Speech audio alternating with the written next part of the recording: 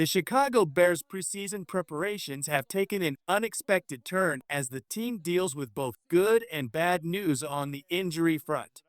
With the regular season just around the corner, several key updates have emerged from Hollis Hall, and Bears fans have plenty to digest. The biggest setback comes from cornerback Terell Smith, who has officially been ruled out for the entire 2025 season after suffering a torn patellar tendon.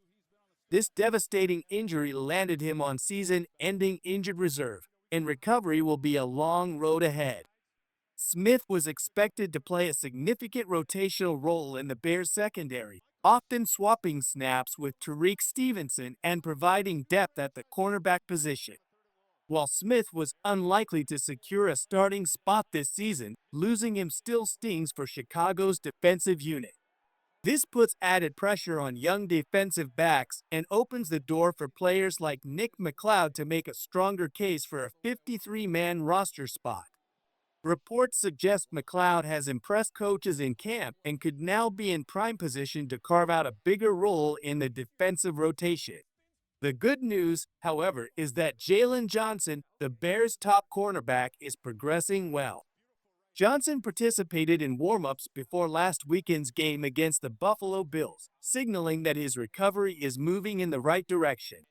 Similarly, Kyler Garden returned to practice this week after missing more than 2 weeks with a hamstring injury. Although he was limited and did not participate fully in team drills, sources indicate Garden should be ready for Week 1 when the Bears open their regular season in just 19 days. One moment of concern came during Wednesday's practice when rookie defensive tackle Gervin Dexter appeared to tweak his leg during an 11-on-11 drill. Trainers evaluated him on the sideline, but initial reports suggest the injury isn't serious. The Bears are likely to play it safe and may hold Dexter out of the final preseason game against the Kansas City Chiefs to avoid further complications. Meanwhile, edge rusher Austin Booker, who had emerged as a potential third option in the Bears' pass rushing rotation, also appeared on the injury report. While his condition isn't believed to be long-term, his availability for Week 1 is still uncertain. Considering that Dominique Robinson is also sidelined, Chicago faces growing concerns about its edge depth heading into the season. And speaking of roster moves, the Bears have also placed Deion Hankins on injured reserve. Fortunately, unlike Smith's situation, Hankins will remain with the team to continue his rehab while still earning his paycheck. For a player on the roster bubble, this could be an unexpected silver lining. He'll have time to develop while staying inside the Bears system. All eyes now turn to the final preseason matchup against the Kansas City Chiefs, where several roster bubble players will get one last chance to prove themselves. From the secondary to the pass rush, Chicago's depth pieces will need to shine as the team makes its final evaluations before setting the 53-man roster. If there's one story that has captured the hearts of Bears fans this week, it's the emotional journey of quarterback Tyson Bagent, who has officially signed a 2-year, $10 million contract extension with incentives that could push the deal up to $16 million. This extension is more than just a business decision. It's a testament to Bagent's resilience, hard work, and growth as an NFL player. Entering the league as an undrafted free agent, Bagent has defied the odds every step of the way. From battling for a roster spot in his rookie year to earning the QB2 role behind Caleb Williams, his story is one of perseverance and determination. During his press conference, an emotional Bagent spoke about how much this deal means to him and his family.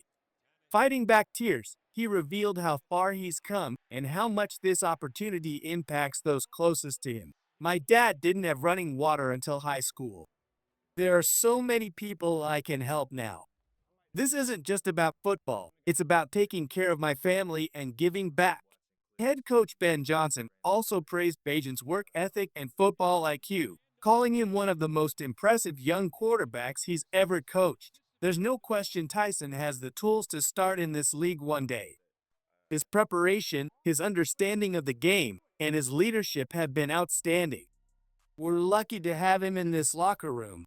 Inside the Bears quarterback room, the chemistry remains strong. Bagent has been an unwavering supporter of Caleb Williams, helping the rookie starter adjust to the NFL spotlight. His humility and team-first attitude have made him a respected figure among his teammates, who erupted in cheers during practice when news of his extension broke. This deal also gives Chicago much-needed stability at the quarterback position, with Caleb Williams leading the offense and Bagent locked in as the clear no. 2. The Bears now have a dependable insurance policy in case of injury while developing one of the deepest QB rooms in the league. Before we dive into more breaking Bears updates, make sure you subscribe to the channel, hit the like button, and turn on the notification bell so you never miss the latest Chicago Bears news, injury reports, and insider updates. Your support keeps us bringing you everything you need to know about your team. With the injury bug hitting the Bears' backfield, Chicago made a move this week to reinforce its running back depth, signing veteran Royce Freeman after working out multiple candidates. Freeman, a 7-year NFL journeyman, brings experience and reliability, but this signing is primarily viewed as a short-term solution to help the team navigate the preseason finale against the Chiefs.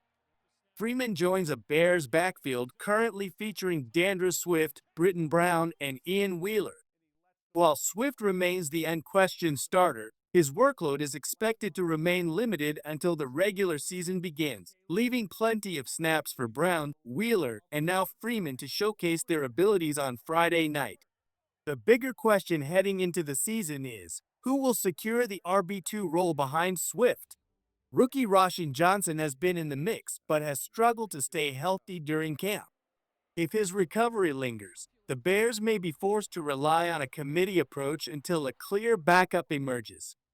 With the final preseason game looming, this matchup against Kansas City carries significant implications for roster construction.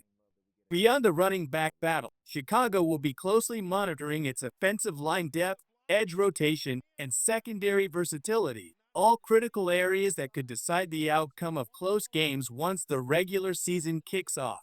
For players on the roster bubble, this is their last chance to make a statement.